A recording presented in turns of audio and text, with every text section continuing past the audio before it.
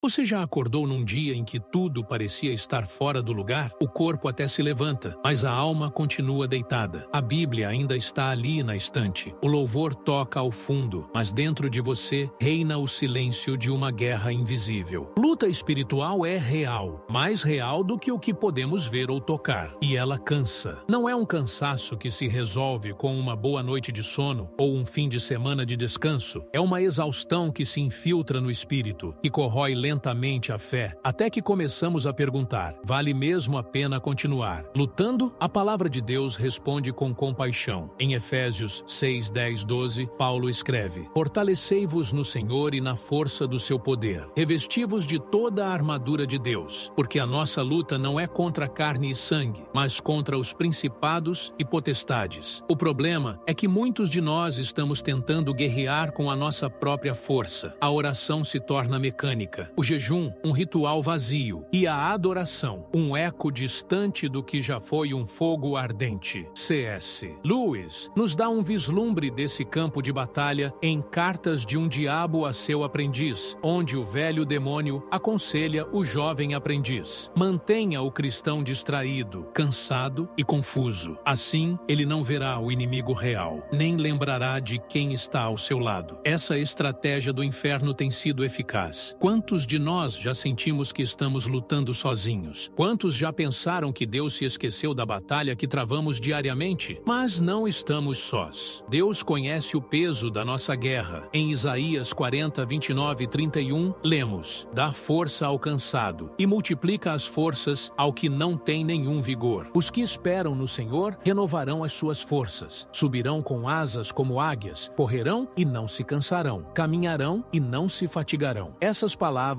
não são poesia, são promessas. Há uma razão por trás da exaustão espiritual. Ela nos leva a reconhecer que não somos autossuficientes e precisamos urgentemente da força que vem do alto. Deus não espera que você lute como um guerreiro invencível, mas como um filho dependente do Pai. A Escritura mostra isso de forma viva em 2 Crônicas 20, quando o rei Josafá se vê cercado por inimigos por todos os lados. Ele clama: não sabemos o que fazer, mas os nossos olhos estão postos em ti. Vêmato 12. E a resposta de Deus não vem com estratégias de guerra ou técnicas humanas. Ele diz: nesta batalha não tereis que pelejar. Tomai posição, ficai parados e vede o livramento do Senhor. Vê 12:17. Deus luta por aqueles que admitem sua fraqueza. C.S. Lewis também nos lembra em Cristianismo Puro e Simples que as orações mais sinceras são aquelas que fazemos quando menos temos vontade de orar, quando o cansaço esmaga e, ainda assim, você sussurra um: Senhor, ajuda-me. Esse clamor move os céus. Lembre-se de Jesus no Getsêmani. Ele suava sangue, sentia a dor da rejeição iminente e confessava: minha alma está profundamente triste até a morte. Marcos 14:34. O Filho de Deus também se sentiu cansado da batalha espiritual e, ainda assim, disse: seja feita a tua vontade. Ele não fugiu, ele permaneceu. E foi exatamente nessa entrega que a vitória foi selada. E você está à beira de desistir? Talvez o que você precisa hoje não é de mais uma estratégia, mas de uma palavra. E aqui está ela: não por força, nem por poder, mas pelo meu espírito, diz o Senhor. Zacarias 4:6. Essa palavra não vem para te condenar por estar cansado, mas para te lembrar que a força nunca foi sua. Vem para quebrar as correntes do medo, da culpa, da solidão espiritual, para te erguer do chão e restaurar seu fôlego. A maior mentira do inimigo é dizer que o cansaço é sinal de derrota, mas, na verdade, ele pode ser o começo de uma restauração.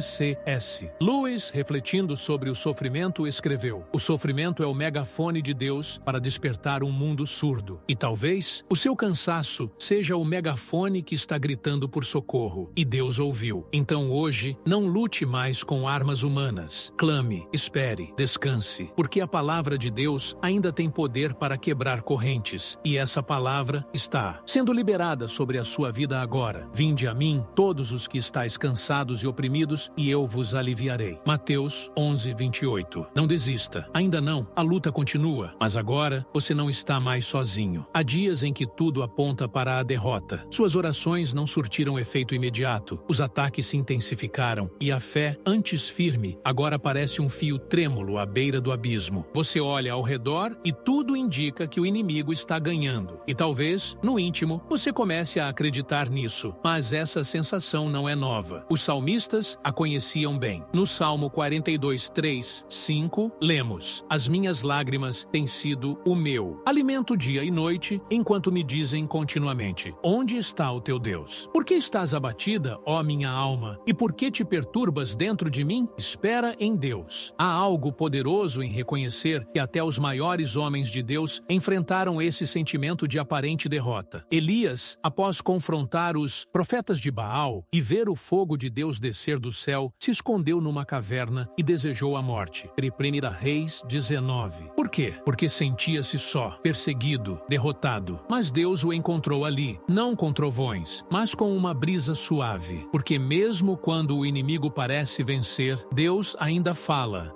C.S. Lewis escreveu que a dor insiste em ser atendida. Deus sussurra em nossos prazeres, fala em nossa consciência, mas grita em nossas dores. E quando o inimigo parece estar por cima, é exatamente quando Deus prepara suas maiores reviravoltas. Lembra da cruz? O dia mais sombrio da história parecia a maior vitória do inferno. Cristo havia morrido, os discípulos fugiram, o céu se escureceu, mas era ali, na cruz, no aparente fracasso, que a vitória eterna estava sendo selada. Colossenses 2,15 declara: E, despojando os principados e potestades, os expôs publicamente ao desprezo, triunfando deles na cruz. A cruz, símbolo de dor e morte, foi o palco da maior vitória espiritual da história. Se Deus transformou a maior arma do inimigo, a morte, em um caminho para a vida, Ele também pode transformar sua luta atual em testemunho. Mas precisamos fazer como Paulo, que mesmo açoitado, preso e injustiçado, pôde dizer em 2 Coríntios 8:9: Em tudo somos atribulados, mas não angustiados, perplexos, mas não desanimados, perseguidos, mas não desamparados, abatidos, mas não destruídos. O inimigo pode até parecer vencer por um tempo, mas isso nunca será o final da história para os que estão em Cristo. Lewis nos lembra em Cristianismo Puro e Simples que o cristianismo não é uma religião confortável. Ele não foi feito para nos deixar em paz, mas para nos transformar. E a transformação, muitas vezes, acontece no fogo da luta. Por isso, não tema se hoje você está no vale. O vale não é o fim, é a passagem. Ainda que eu ande pelo vale da sombra da morte, não temerei mal algum, porque tu estás comigo. Salmo 23, 4. Deus nunca perdeu uma batalha, e Ele não vai começar agora, justamente com você. Quando um soldado retorna ferido do campo de batalha, ele não é descartado. Ele é levado para ser tratado, curado, restaurado. O mesmo acontece na guerra espiritual. Existe um lugar secreto, onde Deus não apenas cura feridas, mas também forja guerreiros. Esse lugar é a presença dele. É no esconderijo do Altíssimo que encontramos alívio. Salmo 91:1 declara: Aquele que habita no esconderijo do Altíssimo, à sombra do Onipotente, descansará. Mas note a palavra, habita. Deus não está chamando você para uma visita, mas para um relacionamento contínuo. A restauração, não. Vem de um encontro esporádico, mas da permanência. Muitos cristãos estão cansados porque guerreiam, mas não descansam. Lutam, mas não se abastecem. A fonte está ali, mas não paramos para beber. E como C.S. Lewis escreveu em O Problema do Sofrimento, Deus não nos quer como criaturas que apenas trabalham para Ele, mas como filhos que habitam com Ele. Essa habitação exige rendição. Às vezes, estamos tentando vencer a batalha com estratégias humanas, quando o que Deus quer é que nos rendamos. Sim, rendição, não ao inimigo, mas ao Rei. É nesse lugar de entrega que Deus transforma. Moisés subiu ao monte cansado, fugido do Egito, e desceu com o rosto brilhando. Elias entrou na caverna desejando morrer e saiu com uma nova missão. Jesus, no Getsêmani, entrou em agonia e saiu fortalecido para a cruz. Por isso, não fuja do lugar secreto. Ele não é um esconderijo de covardes, mas o lugar onde guerreiros são renovados. Jesus disse em Mateus 6:6: Tu, porém, quando orares, entra no teu quarto e, fechando a porta, orarás a teu pai que está em secreto. E teu pai, que vê em secreto, te recompensará. A oração não muda só circunstâncias, ela muda quem ora. C.S. Lewis certa vez comentou: Não, oro para mudar Deus. Oro porque a oração me muda. E é essa mudança que renova forças, clareia a visão e quebra as mentiras do inimigo. Quando estamos na presença, voltamos a lembrar quem somos: filhos, e filhos têm herança, proteção, autoridade. Quando o diabo tenta nos convencer de que somos fracos e sozinhos, é nesse lugar de intimidade que o Espírito Santo nos lembra. O Espírito testifica com o nosso espírito que somos filhos de Deus. Romanos 8,16. Por isso, se hoje você está cansado, não fuja da presença, corra para ela. Ali, Deus limpa, cura, fortalece. Ele não te escolheu por ser forte. Ele te escolheu para mostrar que a força dele se aperfeiçoa em você. E quando sair desse lugar, não sairá o mesmo. Sairá com armadura renovada, olhos ungidos e um coração que sabe. A guerra pode continuar, mas a vitória já foi decretada. Nem todas as prisões têm grades. Algumas são construídas com palavras, traumas e mentiras sussurradas repetidamente até que se tornem verdades dentro de nós. São correntes invisíveis que nos impedem de avançar na vida espiritual, mesmo quando nossos pés estão livres. Quantas vezes você já ouviu pensamentos como: você nunca vai mudar? Deus não te ama como ama os outros. Depois de tudo o que você fez, não tem mais volta. Essas frases não vêm de Deus, elas são dardos inflamados do maligno. Efésios 6:16 nos instrui a usar o escudo da fé para apagar todos os dardos inflamados do maligno. Mas para isso é preciso reconhecer quais são esses dardos. C.S. Lewis disse algo crucial em Cartas de um Diabo a seu Aprendiz. O mais seguro caminho para o inferno é gradual, a suave descida, sem curvas fechadas, sem marcos, sem placas. Ou seja, o inimigo aprisiona lentamente, com mentiras sutis, com meias-verdades, com desânimos repetidos que se tornam identidade. Mas Jesus declarou em João 8,32: e conhecereis a verdade, e a verdade vos libertará. A verdade não é uma ideia, é uma pessoa. Jesus é a verdade, e onde ele entra, as correntes precisam quebrar, porque a luz expulsa as trevas, e a presença de Cristo revela quem somos de verdade: perdoados, amados, justificados, libertos. Muitos estão presos porque acreditaram em versões distorcidas de si mesmos. Mas Deus não nos vê como o mundo vê. Ele não nos define pelos nossos erros, mas pelo sangue do seu filho. Gideão se via como o menor da sua família, um medroso, escondido no lagar. Mas o anjo do Senhor o chamou de homem valente. Juízes 6:12. Por quê? Porque Deus não nos chama pelo que somos, mas pelo que ele já viu que seremos. E essa verdade liberta. Mas é preciso confrontar as mentiras. A palavra é nossa arma. Quando o inimigo diz: você está sozinho, responda: o Senhor é meu pastor, nada me faltará. Salmo 23. Quando ele diz: você não tem mais jeito, declare: se alguém está em Cristo, nova criatura.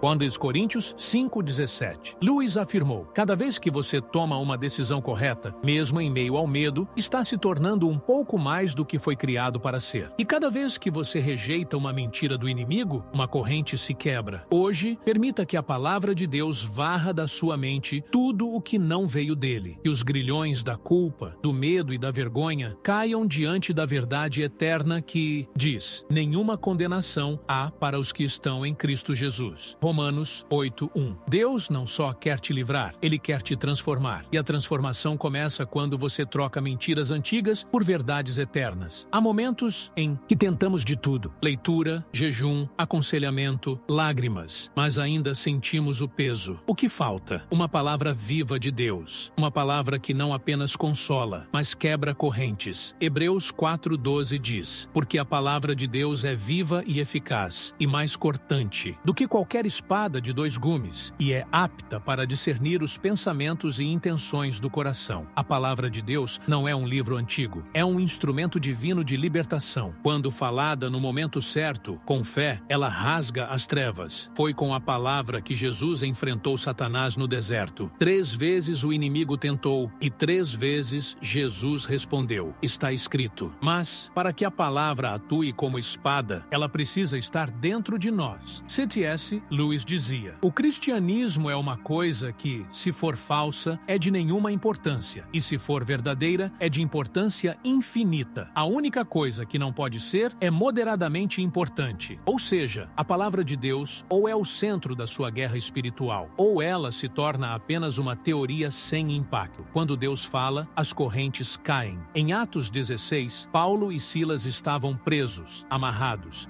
injustiçados. Mas à meia-noite começaram a orar e cantar. E de repente, não por força física, mas pela manifestação do céu, as correntes se quebraram, as portas se abriram e todos os presos foram libertos. Foi a presença de Deus, liberada por uma adoração cheia de fé, que trouxe a palavra. Viva ao cárcere. Você pode estar num cárcere emocional, espiritual, mental. Mas uma palavra de Deus hoje pode mudar tudo. Isaías 55:11 declara: assim será a palavra que sair da minha boca. Não voltará para mim vazia, mas fará o que me apraz, e prosperará naquilo para que a enviei. A palavra tem propósito. E se Deus está falando com você hoje, é porque Ele quer fazer exatamente isso: quebrar correntes invisíveis, abrir prisões que você nem sabia que estavam trancadas. Você não precisa de mais força, precisa de mais palavra. Comece a declarar as promessas. Comece a meditar nos salmos, nos evangelhos, nas cartas. Não porque é bonito, mas porque é guerra espiritual. E a espada do Espírito é a palavra de Deus. Lewis escreveu também: quando você estiver andando pelo vale escuro e não ouvir a voz de Deus, lembre-se, o professor sempre fica em silêncio durante a prova, mas o silêncio de Deus nunca é vazio. A palavra já foi dada, ela está escrita e ela funciona. Hoje, levante-se e declare com fé: nenhuma arma forjada contra mim prosperará. Isaías 54:17. Maior é o que está em mim do que o que está no mundo. 1 João 4:4. Tudo posso naquele que me fortalece. Filipenses 4:13. Essas não são frases motivacionais, são chaves espirituais. E ao usá-las, você ativa um poder que vem do céu. Que a palavra de Deus libere agora mesmo sobre sua vida o que está travado. Que o que era prisão se torne plataforma. Que o que era corrente se torne testemunho. Deus ainda fala. E quando Ele fala, nada permanece como está. Chegamos ao fim deste roteiro, mas não ao fim da sua história. Se você está lendo estas palavras com o coração ainda pesado, saiba, a vitória já está decretada. Mesmo que seus olhos ainda vejam luta, Apocalipse 12:11 declara: eles o venceram pelo sangue do Cordeiro e pela palavra do seu testemunho. Não diz que vencerão, mas que venceram. No mundo espiritual, a vitória já é realidade. O que você vive agora é a manifestação dessa vitória no tempo terreno. Jesus não está lutando para vencer o inimigo. Ele já venceu. Na cruz, ele bradou: está consumado. João 19:30. E quando ele disse isso, o céu ouviu, o inferno tremeu, e a sentença da nossa liberdade foi carimbada com sangue eterno. E C.S. Lewis, em Cristianismo Puro e Simples, afirmou: o cristianismo não nos promete segurança neste mundo, mas vitória, mesmo que aos olhos humanos ela pareça fracasso. É por isso que tantos mártires morriam cantando. Por isso Paulo e Silas louvavam na prisão. Por isso você, mesmo cansado, ainda está aqui buscando a Deus. Porque algo dentro de você já sabe que o final foi escrito por um Deus vitorioso. A Bíblia diz que somos mais do que vencedores. Romanos 8:37. E o que significa? Isso, que não lutamos para vencer, mas a partir da vitória. Hoje, talvez as circunstâncias não tenham mudado, mas se a sua fé foi reacendida, você já deu um passo rumo à liberdade. Não é pecado estar cansado, não é fracasso sentir-se fraco, mas é uma escolha continuar crendo, mesmo quando o chão parece desabar. Como Lewis colocou, a fé é manter-se firme diante de tudo o que parece negar a verdade. E você está fazendo isso, está segurando firme, mesmo com mãos trêmulas, está clamando, mesmo com a voz embargada, está caminhando, mesmo sem ver o caminho todo. Isso é fé verdadeira. Então levante-se, não apenas emocionalmente, mas espiritualmente, com a armadura de Efésios 6, com a identidade restaurada em Cristo, com a palavra na mão e o Espírito no coração. A guerra pode continuar, mas o final já está decidido. Jesus venceu. E nele, você também. Que esta palavra fique marcada no seu espírito. Mas graças a Deus que nos dá a vitória por meio de nosso Senhor Jesus Cristo. 1 Coríntios 15:57. O céu inteiro está do seu lado. E Deus já decretou: as correntes vão cair. A vitória já é sua. Amém.